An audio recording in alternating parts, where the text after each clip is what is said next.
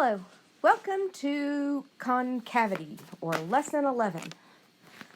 This is about the third time I've started this, and the other two have been a few seconds long. And my husband said, maybe you should do a thing of outtakes. The problem is I delete them before I could do the outtakes.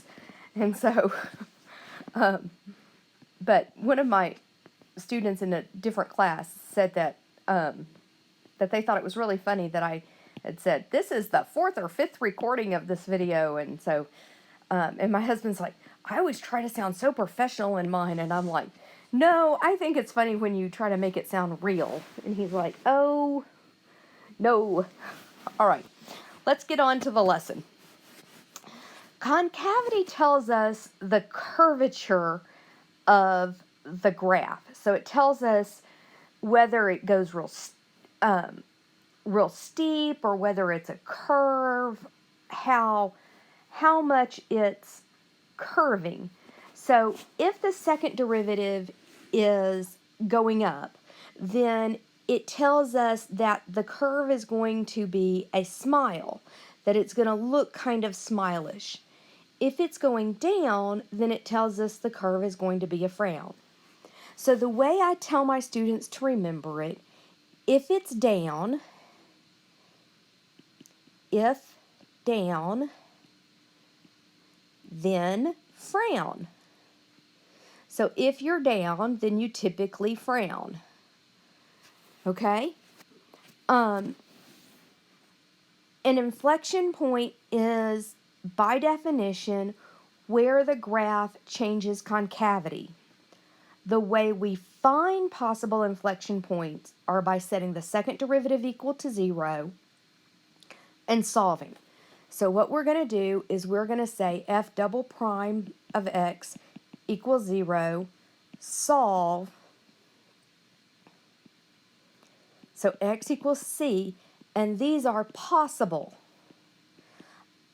Unlike when we set the first derivative equal to 0, we actually get relative max or mins. These are possible. Okay, now let's look at this example. So this is the same example from the last graph, from the last section, but what we're doing here is we are finding where it's smiling. So if I look from here to here, I'm looking like I'm going down. I'm looking like a frown, so I'm looking like this, so I'm frowning. So from negative infinity to negative 6, I'm concave down. And I have an inflection point from negative 6 to 10. And then from negative 6 to 10, from there to here, I'm concave up. So from negative 6 to negative 1, I'm concave up because I'm smiling. Then here, I'm trying to make them look the same. I'm going down again. So this is union negative 1 to 1. And I have another inflection point at negative 1, 10. And then here, I'm going up again. So union 1 to infinity. And so I have another inflection point at 1, 10. Notice that I only wrote the inflection points when I actually was changing concavity. I don't write them unless I'm changing concavity. All right? So now we're going to talk about how to determine inflection points. Okay? So,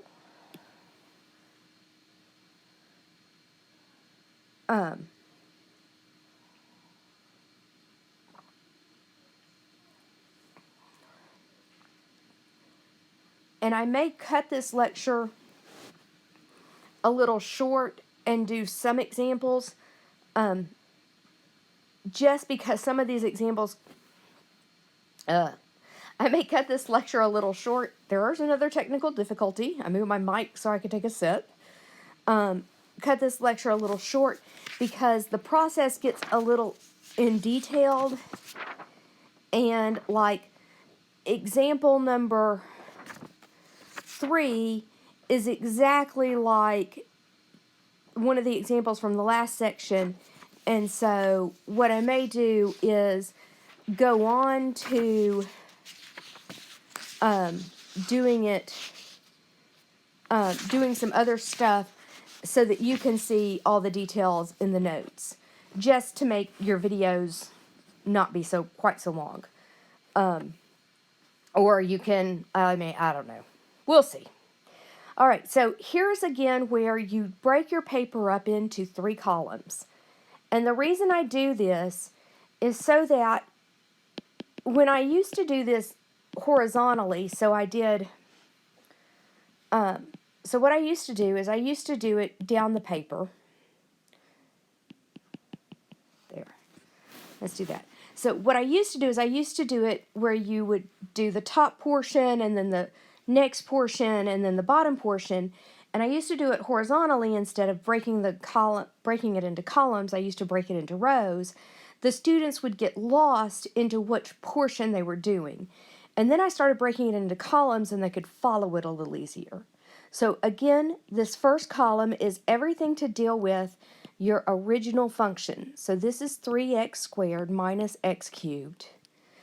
And so first thing we're going to do is we're going to find the y-intercept, which is 0, 0. The second column is the derivative.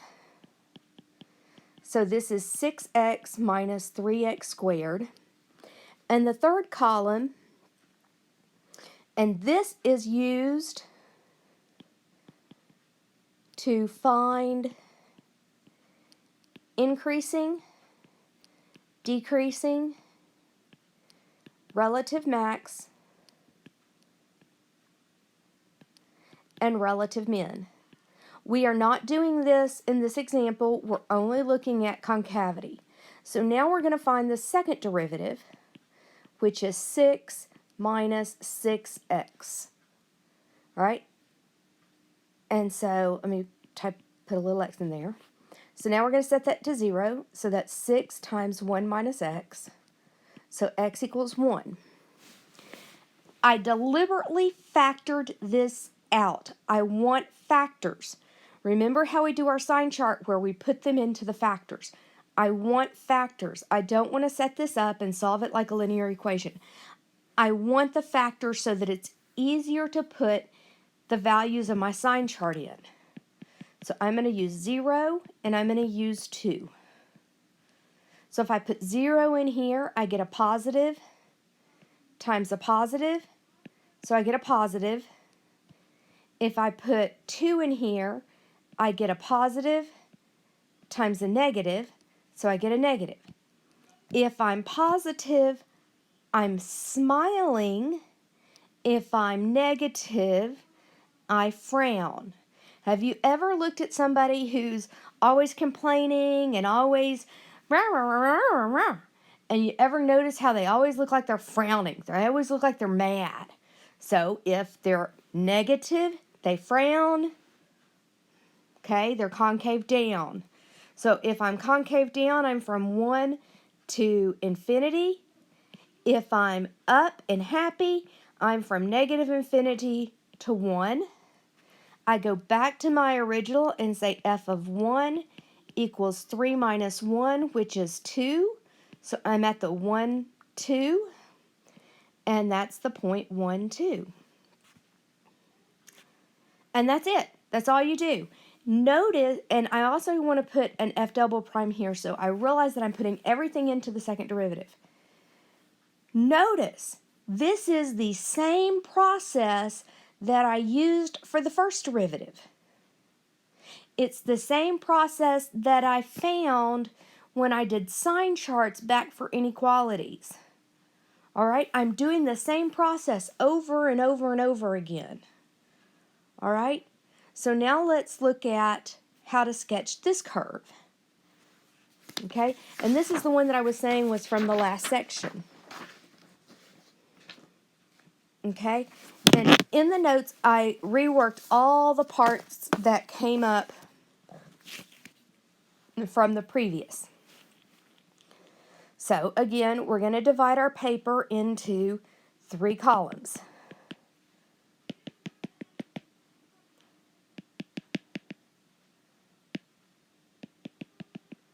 Okay, so f of x equals x plus 2 squared times x minus 1.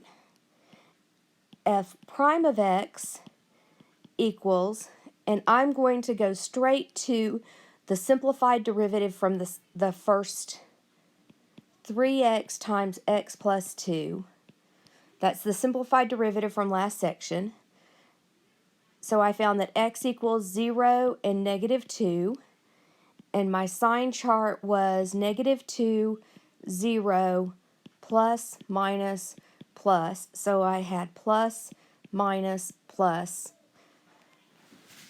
And so here I had the points 0, negative 4, and I had negative 2, 0. Now to find my second derivative. Okay, and this again is the product rule.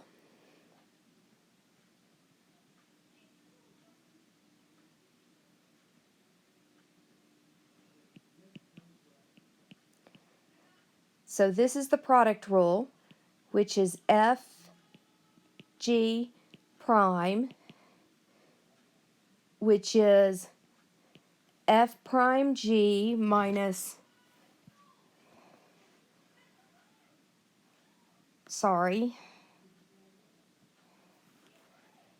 which is f g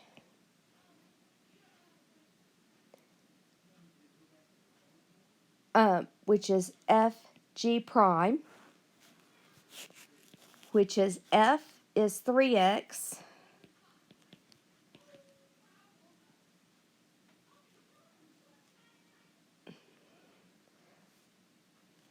so f prime is 3, and g is x plus 2, so g prime is 1.